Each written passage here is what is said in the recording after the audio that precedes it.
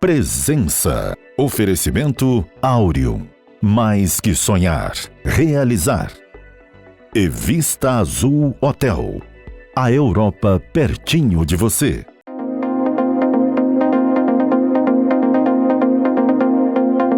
A presença hoje é a de uma liderança religiosa aclamada aqui na nossa comunidade, particularmente no município de Vila Velha. Eu me refiro ao pastor Marinelston da Silva, com quem nós passamos a conversar agora. Essa identificação, há nisso uma apreciação minha particularmente, viu, pastor? O senhor é uma liderança progressivamente aclamada, o senhor construiu uma igreja que se expande e se mostra muito ativa e operante aqui no nosso município, né? E é uma oportunidade boa de saber um pouco mais a respeito do seu trabalho e da sua história. A sua formação, o seu pastorado data de quando? Quando começa a sua história com a religiosidade? Eu na verdade, nasci dentro do segmento evangélico. Minha mãe, quando aceitou a Cristo, ela estava comigo no ventre, lá na nossa cidade, em Cachoeiro, Itapemirim. Aos 5 anos de idade, eu percebi e senti a chamada de Deus para a vida pastoral. Fui ordenado no ano de 1986 pela Convenção das Assembleias de Deus no Estado do Espírito Santo e outros. Essa convenção que mais tarde, no ano de 1998, eu fui aclamado como presidente desta convenção durante 3 mandatos, de 98 a 2003, nós assumimos a presidência da convenção. Mas, especificamente, o nosso trabalho pastoral, ele começa aí em 1986. Nós somos quase 40 anos, então. Portanto, já vem aí para 37 anos, fez agora 18 de fevereiro de 2003. Muito tempo.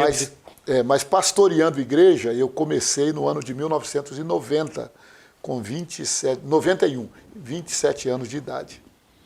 91. Eu assumi a Igreja Evangélica Assembleia de Deus em Cobilândia, e durante 13 anos nós ministramos ali, fomos pastor-presidente daquela igreja, uma próspera igreja, um povo abençoado, um bairro periférico aqui de Vila Velha, mas que me deu uma estrutura e uma musculatura espiritual e de experiência muito grande, e eu sou grato a Deus por aquela igreja que está lá, pujante, alegre e feliz.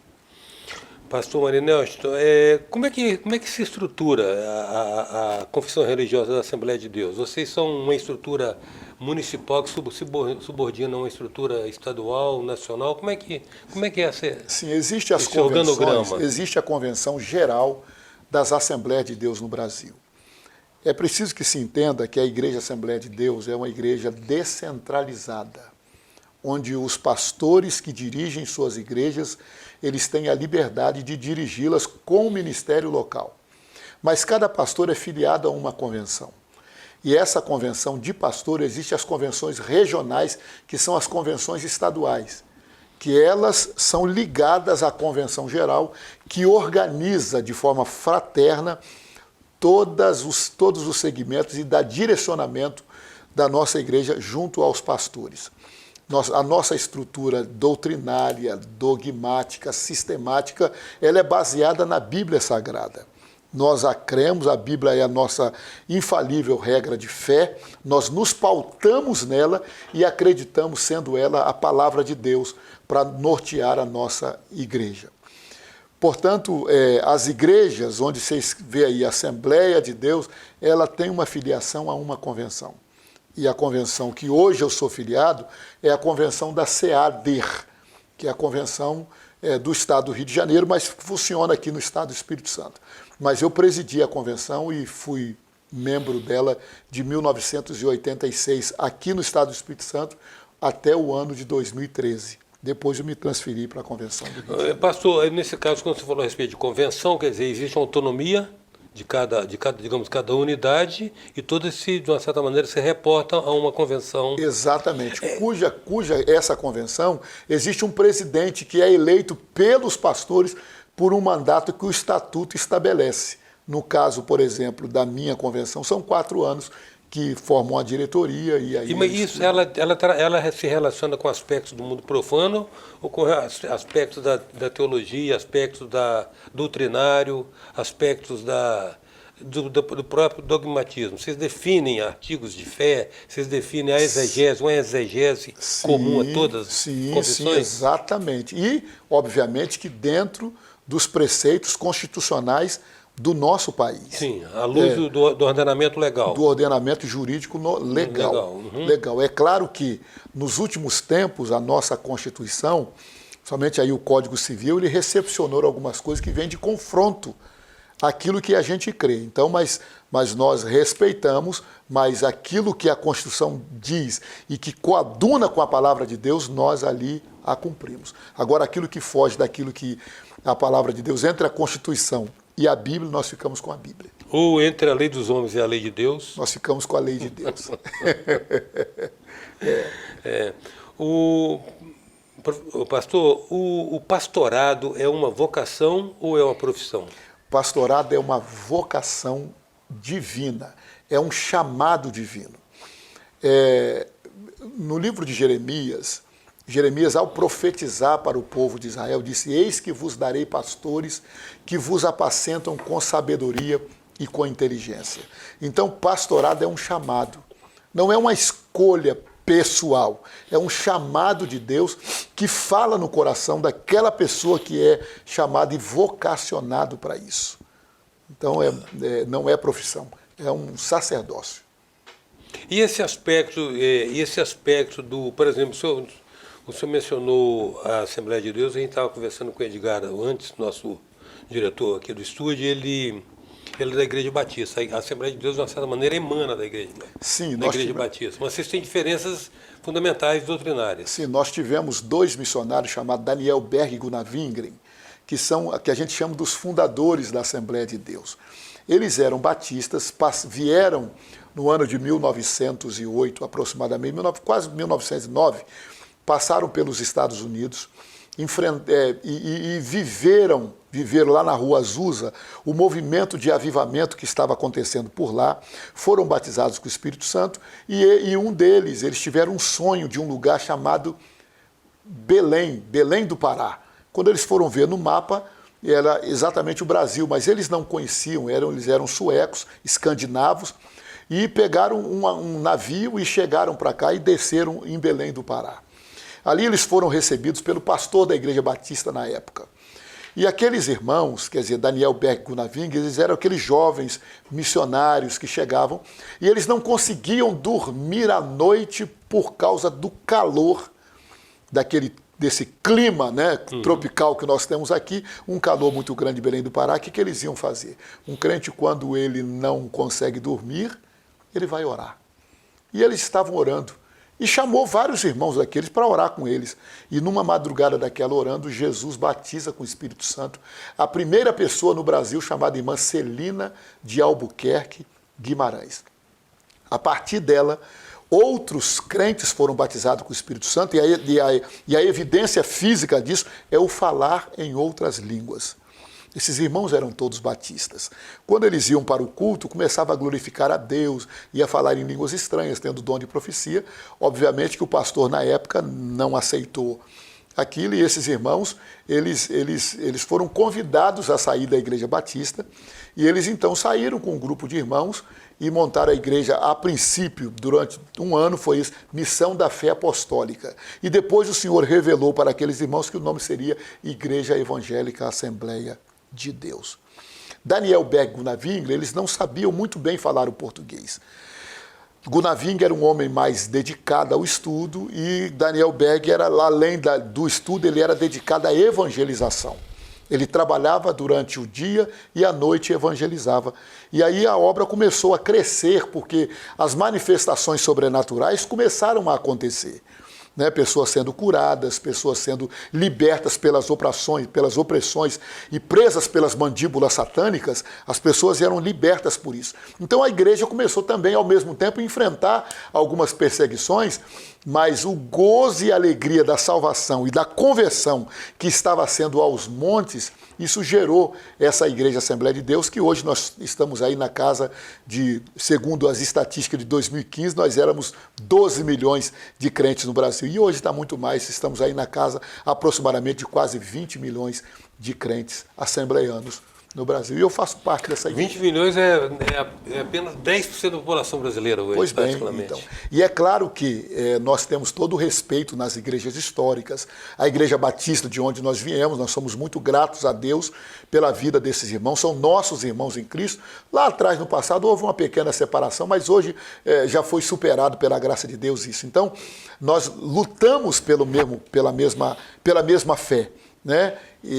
Que é o quê? A pregação de que Jesus salva, de que Jesus cura, de que Jesus batiza com o Espírito Santo e em breve voltará para buscar mas a questão do pentecostalismo, então, o pentecostalismo, esse arrebatamento, é porque se reporta aquele arrebatamento bíblico, aquele arrebatamento descrito na Bíblia no dia de Pentecostes. Falar línguas estranhas, profetizar. Ali foi uma evidência, evidentemente, o que? Do derramamento do Espírito Santo. Sim. Nós cremos e recebemos da maneira como aconteceu lá em Atos dos Apóstolos, no capítulo 2. Né? Estavam todos reunidos no mesmo lugar e de repente veio do céu um som como de um vento veemente, impetuoso, encheu a casa e línguas repartidas como que de fogo pousavam sobre a cabeça de cada um deles e cada um deles começaram a falar em outras línguas conforme o Espírito Santo lhes concedia que falassem.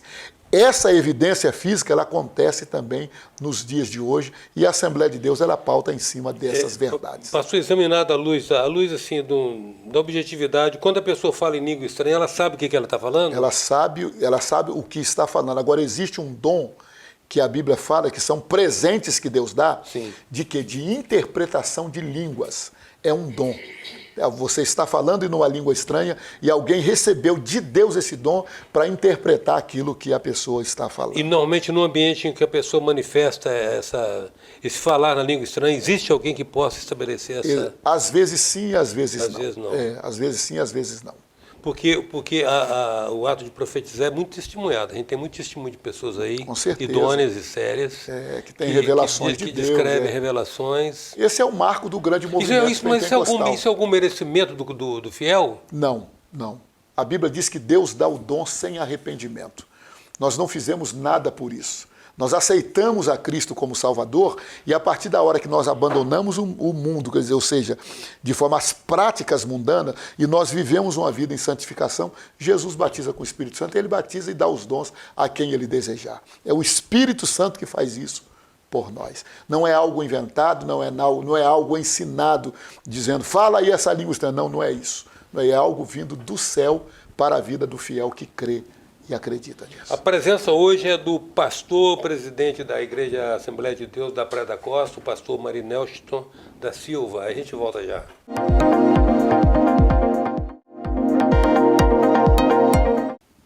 Voltamos com a presença do pastor Marinelston da Silva, pastor presidente da Igreja Assembleia de Deus da Praia da Costa. Pastor Marinelston, o senhor fez uma menção na conversa anterior, do bloco anterior, ao fato de que as confissões religiosas estão atentas ao acatamento do ordenamento jurídico do país, exceto quando há algumas discrepâncias. Nós tivemos agora bem recentemente, mais recentemente não, nos últimos anos, a gente tem experimentado uma discussão a respeito da agenda de valores e costumes, que, de uma certa maneira, no mínimo, desconforta setores conservadores da sociedade. A gente imagina que com a igreja não seria diferente. O senhor, em algum momento da sua vida, buscou a política como uma maneira de ampliar a sua possibilidade de expandir a sua ação, porque não é uma vida dedicada ao pastorado, é uma vida dedicada à propagação de uma ideia redentora, digamos assim. O senhor buscou uma experiência política. O que o senhor trouxe dessa experiência? Veja bem, na minha formação profissional, além da formação teológica, eu também tenho formação em administração e direito e uma pós-graduação na área de recursos humanos. Na existência da vida, eu sempre gostei do tema político, tanto que eu já fui diretor da Ciretran de Vila Velha, que compreendia Vila Velha, Anchieta, Guarapari, Alfredo Chaves e Piúma. E fui também ouvidor-geral do Estado, uma ocasião, militando nessa área política, fazendo e trabalhando institucionalmente. Agora, recentemente, eu fui candidato a deputado federal, tive 7 mil votos, fiquei também na suplência, entendendo que eu poderia contribuir um pouco pela política séria, ao ver alguns valores bíblicos e de família sendo jogados por terra, nós entendemos que nós poderíamos contribuir. Não tivemos o sucesso esperado, mas estamos orando e pedindo a Deus para que aqueles que forem eleitos possam manter esse padrão conservador, que é o que nós acreditamos, nos bons costumes, no padrão conservador, na preservação da família, como a Bíblia Sagrada ela expressa. Fora disso, a gente respeita, mas nós não caminhamos pela mesma vertente do que está sendo colocado por aí. Inclusive essa polarização política recente no Brasil, que de certa maneira mobilizou muito o povo evangélico. Muito. Na verdade, assim, acho que eu posso falar bem abertamente, né? Com a eleição, estamos em casa. Com a eleição do presidente anterior, que foi o presidente Bolsonaro, é que nós fomos despertados para entender o que era a esquerda e o que era a direita. O que era o movimento conservador e o que era o movimento de revolução dos valores e princípios que a gente administra. Então, nós passamos a verificar e a votar naqueles candidatos e conhecer o partido dos quais esse candidato fazia parte. Porque, na verdade, até aí eu já votei muita gente de esquerda e sem saber que ele defendia algumas coisas que era contra aquilo que a gente defende. Então, com a eclosão aí, com a subida do presidente Bolsonaro, nós entendemos e ficou mais claro para nós. Hoje nós estamos mais maduros politicamente, né? Já fomos muito enganados também, mas hoje ninguém não nos engana mais, né? Podemos até perder, mas vamos votar com consciência naquela pessoa que se aproxima mais com os padrões que Deus estabeleceu para a sociedade, que é o padrão correto que nós defendemos. O senhor diria que há uma incompatibilidade intrínseca entre, por exemplo, todo o discurso da esquerda e a formação do evangélico? Com certeza. Com muita convicção disso. Com muita convicção. Com muita convicção. Um outro aspecto, pastor, é o seguinte, você falou a respeito da vocação, né? Do senso de missão que leva a pessoa a assumir o pastorado. Mas é exigido uma formação teológica, ou seja, existe uma formação em teologia, né? Sim. As Assembleias de Deus é uma igreja que começou pela periferia. Os nossos pais anteriores, nossos pastores anteriores, alguns deles eram até leigos. Porém, vocacionados. Mas vocacionados, que receberam um legado de Deus, né, de sabedoria, de inteligência, para levar, para conduzir o rebanho, para conduzir a igreja. Então, a Assembleia de Deus ela vem desse nicho, não é, dos menos favorecidos. É claro que hoje, por exemplo, nós temos os pastores que estudaram, que são os da minha geração, que se dedicaram, mas que também não perderam essa essência de reconhecer o trabalho daqueles que não tiveram a oportunidade de enfrentar os bancos escolares, mas tiveram a experiência, a vivência, a dedicação, a hombridade, a resignação para poder levar essa igreja que hoje aí nós temos um verdadeiro império e nós herdamos esse legado, estamos indo. Hoje nós temos muita gente com formação, evidentemente, na igreja, mas nós não esquecemos de onde nós viemos. Ou seja, um misto aí de respeito e gratidão. De respeito e gratidão. E nós não abrimos mão disso. E nós cremos que quem orienta a igreja é o Espírito Santo. Então, partindo desse princípio, quer dizer, a despeito de se ter a formação teológica, certamente o maior requisito é o chamamento, né? É o chamamento. A vocação. Com certeza, é o chamamento. E hoje o que a gente faz? A gente solicita os mais jovens que sentem essa vocação, sentem essa chamada, para que eles estudem, para que eles façam os cursos teológicos, para que eles aprendam, claro, que um curso teológico numa faculdade e num curso absolutamente sério, né? Sério, sem algum pingo de heresia, mas que ele conheça também esses outros lados, por exemplo, a ciência da religião, é algo importante que há uma exigibilidade para que o pastor conheça, Por quê? Quando ele vai pastorear um rebanho, ele vai pastorear pessoas universitárias, gente que está lá na faculdade, professores que debatem... o espírito crítico. Exatamente, entendeu? Então, na Assembleia de Deus nós temos as nossas escolas teológicas, nós temos a escola bíblica dominical, nós temos os nossos cultos de ensino de Bíblia Sagrada para os nossos irmãos, para balizá-los para uma vida cristã próspera e efetiva. Uma coisa interessante, que vocês são chamados o povo do livro, o povo da palavra, né? Há meio que uma designação, verdade. Eu não sei se é do pessoal de fora, mas há uma referência de vocês como povo do... No caso da teologia, vocês consideram esse aspecto das camadas de compreensão que o texto bíblico exige, ou vocês trabalham com a literalidade do texto? Nós trabalhamos pela literalidade do texto, com certeza. Mas nós cremos, evidentemente, não é, naquilo que o original da Bíblia ele explica para nós. Por exemplo, nós estávamos falando anteriormente ali, Jesus falava muita coisa por parábolas, não é, para o público. Mas são parábolas que fazem a gente refletir a realidade da vida. Por exemplo, quando Jesus fala a respeito, se a gente tiver fé do tamanho de um grão de mostarda. Esse dia eu recebi um grão de mostarda que você coloca ele no dedo, né? Ele é microscópico.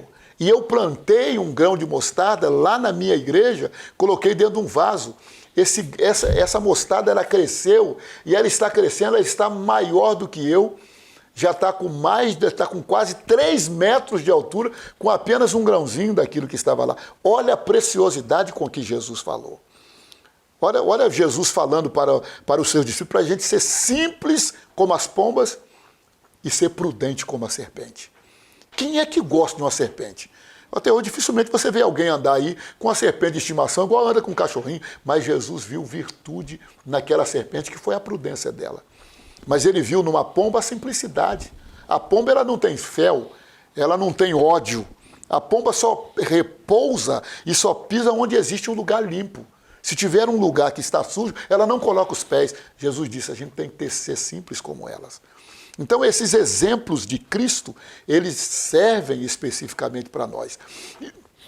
E nós também entendemos que quando Jesus fala lá no Evangelho de São João, no capítulo 17, quando ele faz a oração ali para os discípulos, ele orando pelos discípulos, pela vida sacerdotal deles e tal, aquela oração sacerdotal pelos discípulos, tem um versículo lá na frente que Jesus, e aí eu tomo posse, eu me alimento, eu me delicio, eu bebo dessa fonte, quando ele diz assim, Pai, eu não oro somente por estes, mas eu oro também em prol daqueles que pela tua palavra hão de crer em mim. Você imagina o que é, Eustáquio?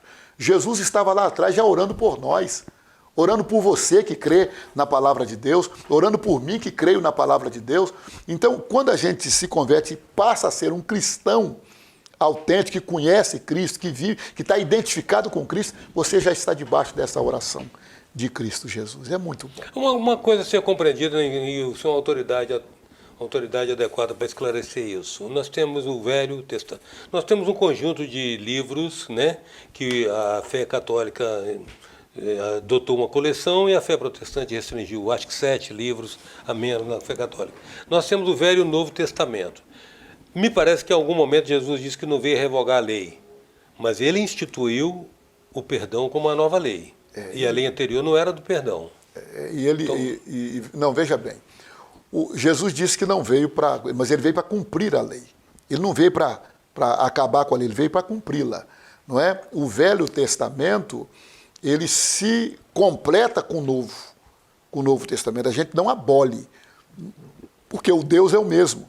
É uma continuidade daquilo. Nos 39 livros do Velho Testamento e nos 27 livros do Novo Testamento.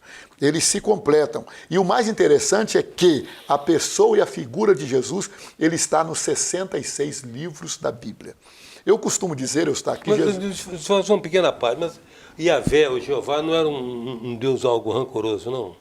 Rancoroso? É. Não. Ele dava ordem ao povo dele, porque era povo dele de entrar na cidade, matar até as crianças, matar os animais, matar tudo, porque não seguiu a fé dele. Como é que é imaginar um Deus que professa esse tipo de relação com aqueles a quem ele criou?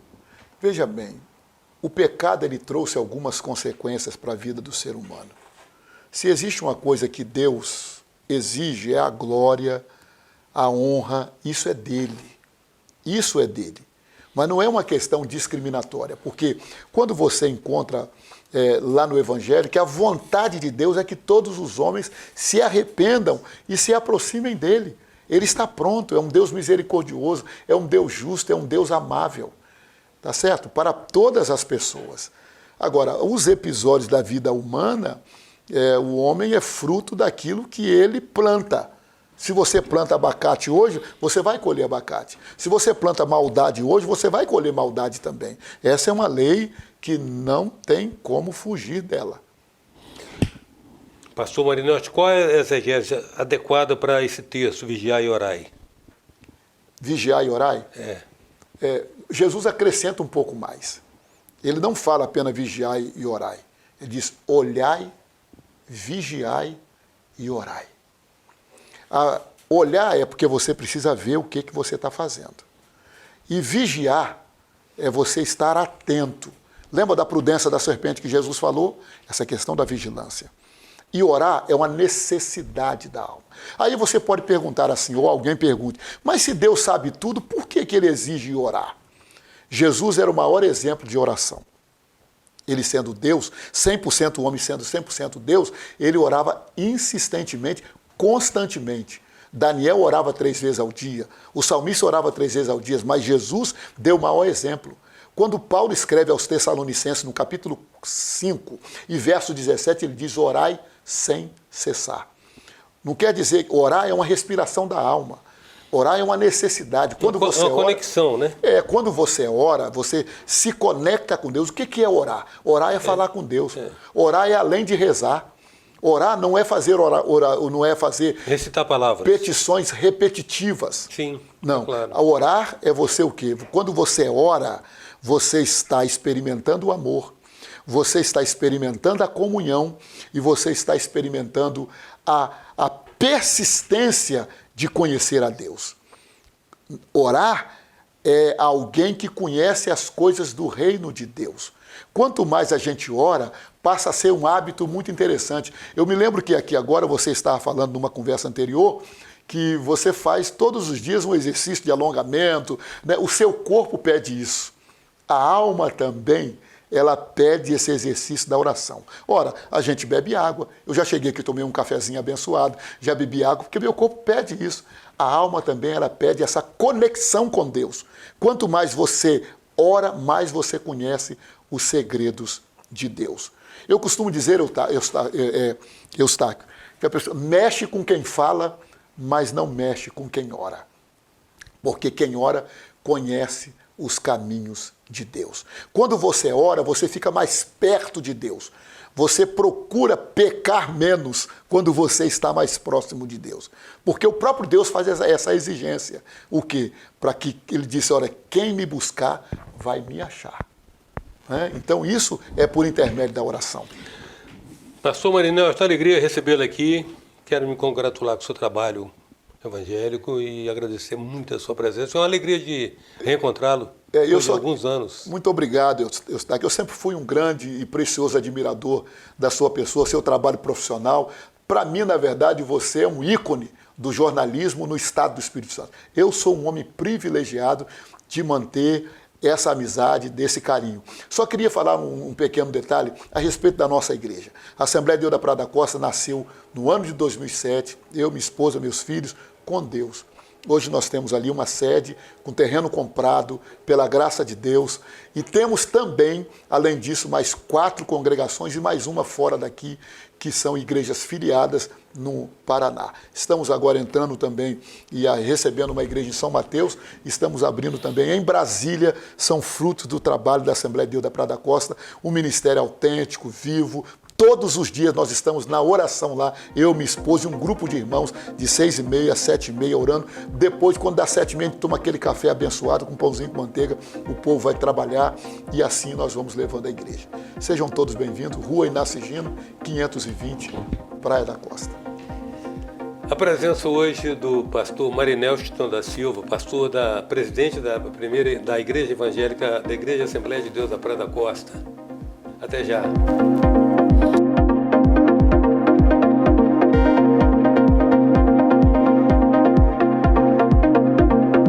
Presença. Oferecimento Áureo.